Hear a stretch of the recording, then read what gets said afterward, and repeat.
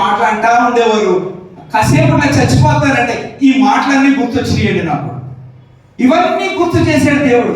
ఏంటి నేను చచ్చిపోదాం అనుకుంటున్నాను, బెంచ్ మీద కూర్చున్నాను, చచ్చిపోదాం, ఈ మాటలన్నీ గుర్తొస్తే ఇక్కడ ఒక క్షణంలో చచ్చిపోతాం. చనిపోయిన తర్వాత ఎప్పటికి for ever and ever you will be in హెల్ అనే మాటలు గుర్తొచ్చి, అవునా అయితే ఈ బాధే భరిస్తారు, ఉద్యోగం పోయింది, మా అన్నయ్య చచ్చిపోయాడనే బాధ ఉంది కానీ చచ్చిపోవాలని మళ్ళీ నడుచుకుంటూ వెళ్ళిపోయాను. నా దగ్గర డబ్బులు ఉన్నాయి, నడుచుకుంటూ వెళ్ళిపోయి అక్కడ ఉన్నాను. కానీ అదే ప్లేస్ లో దేవుడు నాకు 4 సంవత్సరాలు అనేక మంది సువార్త చెప్పడానికి, ఇంగ్లీష్లో హిందీలో చెప్పడానికి దేవుడు నాకు మంచి ప్రివిలేజ్ అంటే ఏంటండి, అది ఆధిక్యత ఇచ్చాడు. నాకు చాలా సంతోషం అనిపించింది. హిమాచల్ ప్రదేశ్లో, నార్త్ ఇండియాలో ఎవరికైనా పత్రిక ఇస్తే ఏం చెబుతుందో తెలుసా అండి, వీడు నన్ను బలవంతంగా చదవమన్నాడు. పోలీస్ స్టేషన్కి వెళ్తే కేసు ఎఫ్ఐఆర్ చేస్తా ఉన్నారు. ఇలాగ స్వార్థ ప్రకటించాలి అని ఒక ఆయన ఎప్పుడో బక్సింగ్ డ్రైవర్ అయిన స్టీఫెన్ అని ఆయన వాక్యం వేసుకునేవాడు, చిన్న 20 సంవత్సరాలు. ఎప్పుడైనా ఒక్కరోజైనా బ్రదర్ ఒక్కరోజైనా ఇలా షర్ట్ వేసుకొని, నేను కూడా తెచ్చాను షర్ట్, ఇలా ఒక్కరోజు హైదరాబాద్లో అంతమంది ఒక్కరోజు వేసుకొని తిరిగితే చాలు ప్రభువా ఆ ధైర్యం ఇస్తావా అని ప్రార్థన చేసుకున్నాడు. ఎప్పుడో 25 years బ్యాక్, 30 years బ్యాక్ అవును చూడు. అలా అనుకుంటే దేవుడు నాకు తలంపించాడు. ఈ వాక్యం ఇస్తే కేసులు పెడతారేమో. మరి నా వయసు 63 సంవత్సరాలు, అందరూ యవనస్తులని మన బ్రదర్ అన్నారు రమేష్ గారు. నేను యవనస్తుడు కానీ ముసలివాడు అండి. 63 years old, 64 running, but I am also young like you. Okay, ఈ వాక్యం ఇక్కడ వెనక దిగుతుంది, ఇక్కడ ఇలా వేసుకోవాలని తలపు వచ్చింది. మరి ఇలా షర్ట్స్ దాదాపు నన్ను చూసి చాలా మంది చాలా స్టేట్లలో అడిగి వాళ్ళ కొరియర్లో పంపించడం జరిగింది. ఎందుకంటే మీరు చూడండి, ఒక గొప్ప సువార్త చెప్తా. ఈ షర్ట్ వేసుకుంటే మీకు బీపీ రాదు, ఈ షర్ట్ వేసుకుంటే మీకు షుగర్ రాదు, బీపీ రాదు, హార్ట్ అటాక్ రాదు, థైరాయిడ్ రాదు. ఎందుకంటే ఇది వేసుకుని రోజు 1 గంట నడండి, కొన్ని 100 మంది చూస్తారు. ఓహో యేసు ప్రభు నమ్ముకుంటే పరలోక రాజ్యం వెళ్తారా, యేసు ప్రభు ఎవరు అందరికీ ప్రభు అంట. ప్రభువా నువ్వు ప్రభువుగా ఉండరు, ఆయన నరకాన్ని రక్షించాడు. చిన్న ప్రార్థన చేసుకుంటాడు, ఎక్కడికి వెళ్తాడు? పరలోకానికి వెళ్తాడు. ఇవన్నీ ఒట్టి మాటలు అంటే ఎక్కడికి వెళ్తాడు? నరకానికి వెళ్తాడు. ఈ షర్ట్ ఏం చేస్తుందంటే జడ్జిమెంట్లకు తీసుకెళ్తాడు. ముందోళ్ళు చదవచ్చు, వెనకోళ్ళు చదవచ్చు. ఈ తలపు ప్రభువు నాకు ఇచ్చాడు.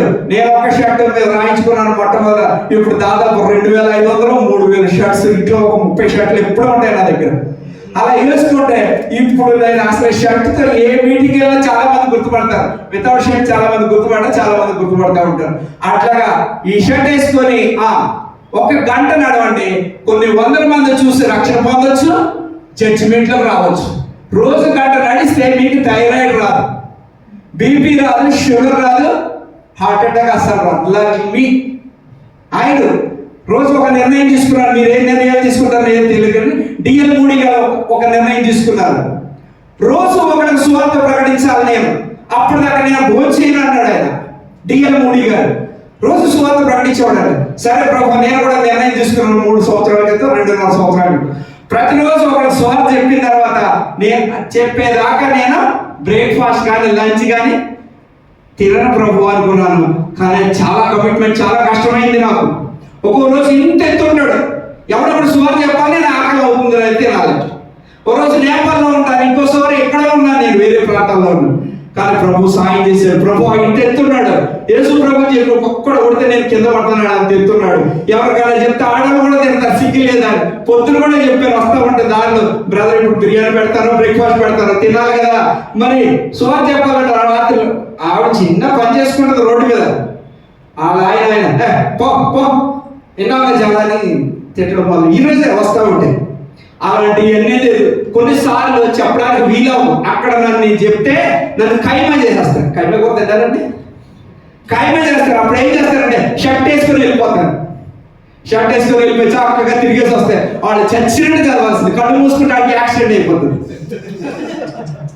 యేసు ఓ రోజు ఇక్కడే, ఇంకో బ్రదర్ రాలేదు, ఇక్కడే పార్క్ ఉంది కదా ఉషా వల్లపూడి, కమాన్ అక్కడికి ఆ పార్క్ లో షర్ట్ వేసుకొని వెళ్ళి లోపల తిరుగుతూ ఉంటే ఓ పెద్ద సిఇఓలు ఆఫీసర్లు ఇలా అందరూ గొడవకు వచ్చేసారు 70 మంది. నేను కృప అక్కడే ఉన్నాం, ఈ షర్ట్ వేసుకున్నాం అండి. చాలా పెద్ద ఎపిసోడ్ అది, గంట గొడవ అయింది.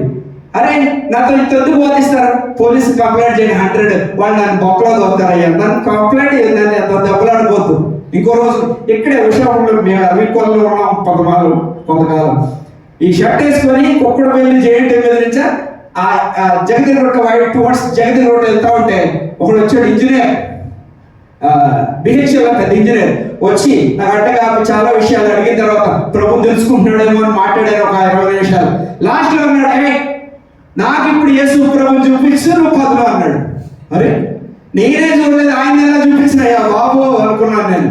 ప్రభు సాయం చేయి, జనం మూగారు చూస్తూ ఉన్నారు, పెద్ద మూగలేదు చూస్తూ ఉన్నారు, ప్రభు సాయం చేయాలని చూపించండి. నేను అన్నాను యేసు ప్రభు 2 లైట్లు పెట్టాడు, ఆ లైట్లు చోట వచ్చా అన్నాను. ఏంటన్నాను 12 గంటల 1 గంటకి సూర్యుడిని చూడు ఏమైపోతావు అంటే ఏమైపోతావు, గుడ్డోడు అయిపోతావు 10 నిమిషాలు.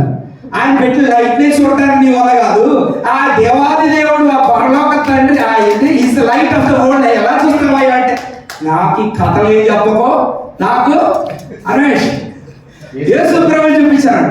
సరే దేవుడు నాకు తలపించాడు, నేను తప్పకుండా కాదు, అందుకే రోడ్డు ఎక్కాను.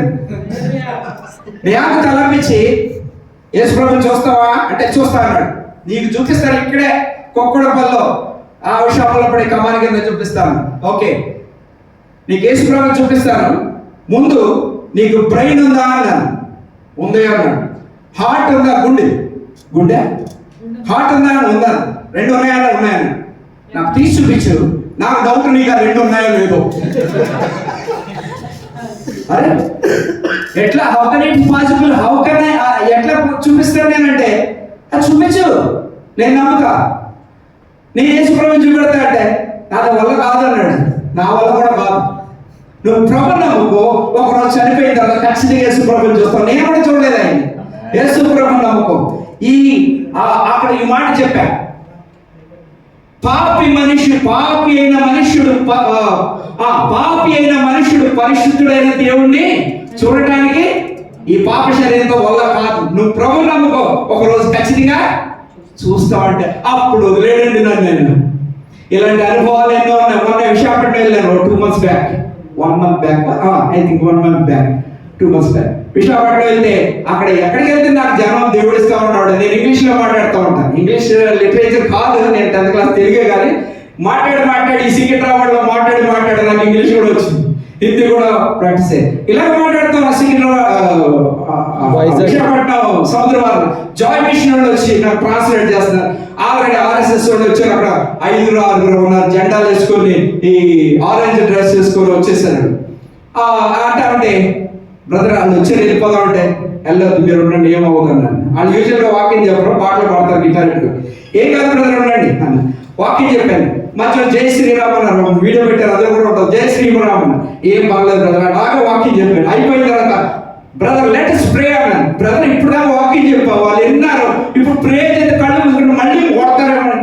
ప్రే చేస్తే ఎవరు కొట్టరు, వాకింగ్ చెప్తే కొడతారని ప్రార్థన చేద్దాం అన్నాను. వాళ్ళు ఏ పర్పస్ నుంచి వచ్చారో ఆ పర్పస్ మర్చిపోయి వీడు ఇంత మంచి ఇంగ్లీష్ మాట్లాడుతున్నారని ఇలా చూస్తున్నారు వాళ్ళందరూ.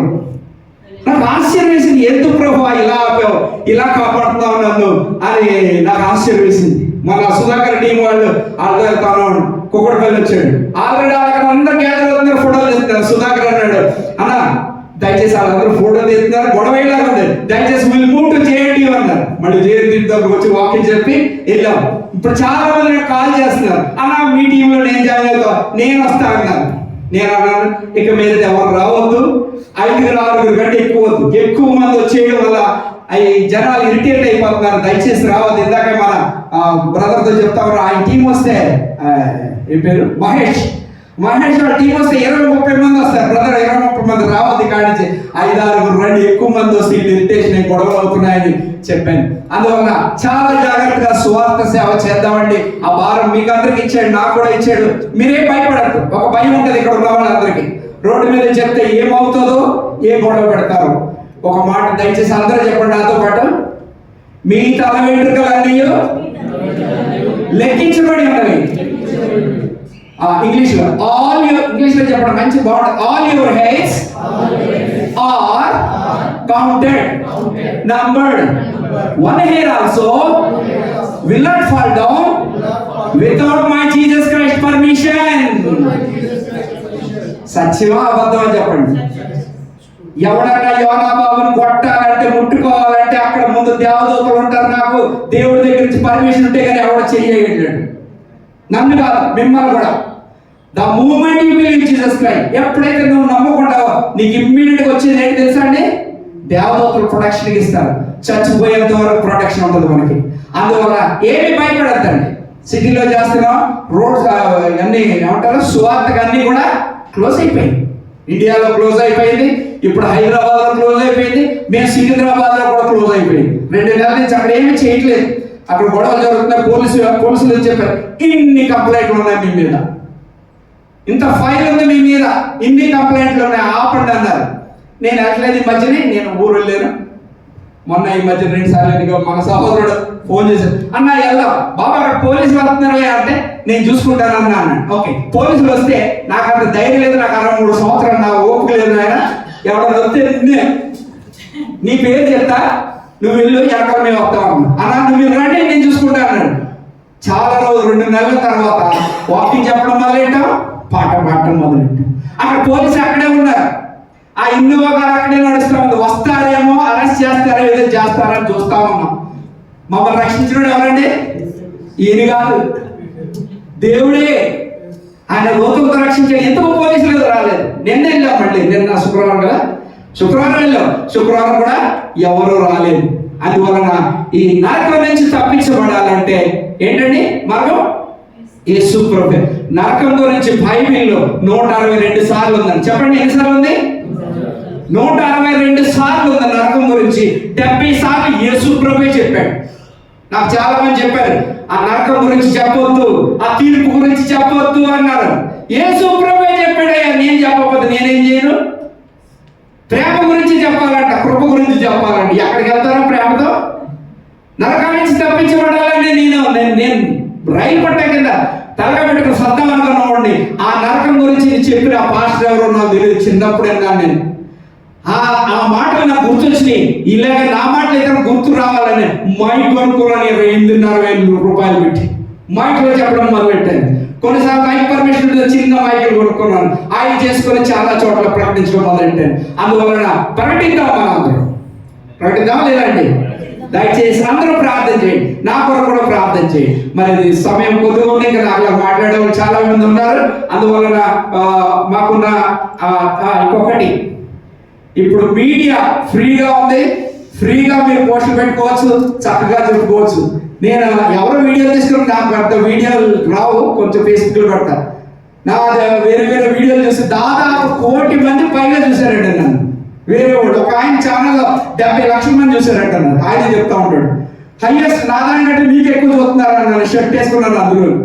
అట్లాగా మీడియాని కూడా ఉపయోగించుకోండి, మంచి మాటలు చెప్పండి, కలిసి సేవ చేద్దాం. చేద్దామండి?